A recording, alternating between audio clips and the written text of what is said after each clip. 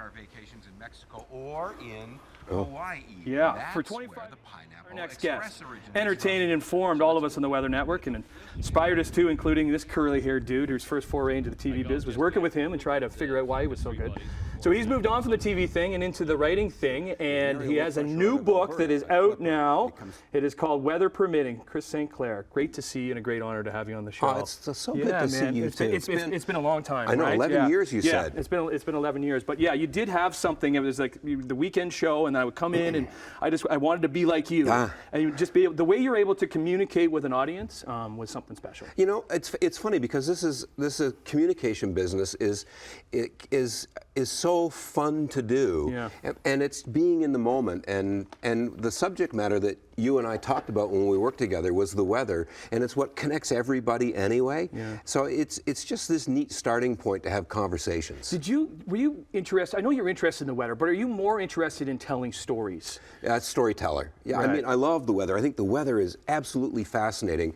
But I was in news before I was in weather, and it was always about how can I take this story and make it relatable to the person who's watching. And there's always just one set of eyes watching, and it's that one person you wanted to connect with. So do you miss the TV thing? I do miss it. I mean, I love to tell a story. I'm from Atlantic Canada, so once I start, I won't stop, right?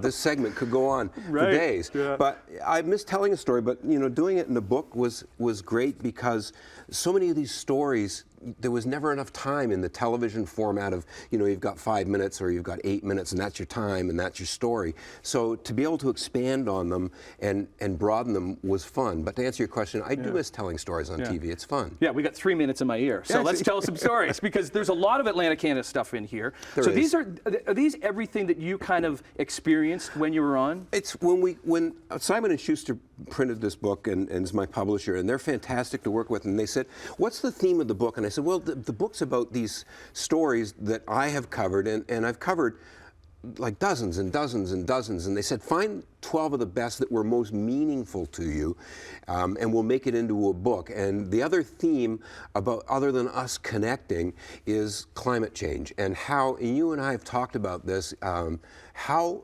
much more rapidly it is accelerating. And I think when you look at each of these stories individually, you see that things are really catching up with us and we need to act. Is there one that stands out? In Canada, the Fort McMurray fire was the greatest broadcast experience of my life, Tim, and it was because it was how Canadians came together en masse. But I think it was the first story that got told on social media. Twitter came alive that afternoon with all of these horrific scenes of people fleeing Fort McMurray. And it grew out of Twitter, and it was suddenly Twitter became a way for people to start to communicate this story. But even in your telling the story, you make it personal too about your experience going through it and seeing the kindness that people do have of people, these people that were coming from Fort McMurray, arriving in Edmonton with nothing. Nothing at all. They all smelt like smoke. They looked like they'd been through the wars. And people would just take out their wallets and give them money because they'd left their wallets behind. And when we were broadcasting, people would come to us and say, I just want to tell my parents in Cape Breton that I'm okay. And it became this conduit, but it was this whole thing of people coming together to share a story, but to help each other. I learned something. I didn't know what your favorite type of weather was. Fog. Why? I don't know, I grew up on the East Coast. Fog, and it happens here too, but it would just drift up the street at night, and it was just, there was something about it, the way the light refracts off of it. I love fog. It's gloomy. It's like, anyway. But yeah, so 25 years of ice storms, hurricanes, wildfires, and extreme climate change in Canada. Lastly, we're running out of time. We should be concerned about climate change in this country? And we are, and we're doing things, but we need to like really bore down on this. It's the biggest news story that isn't being covered.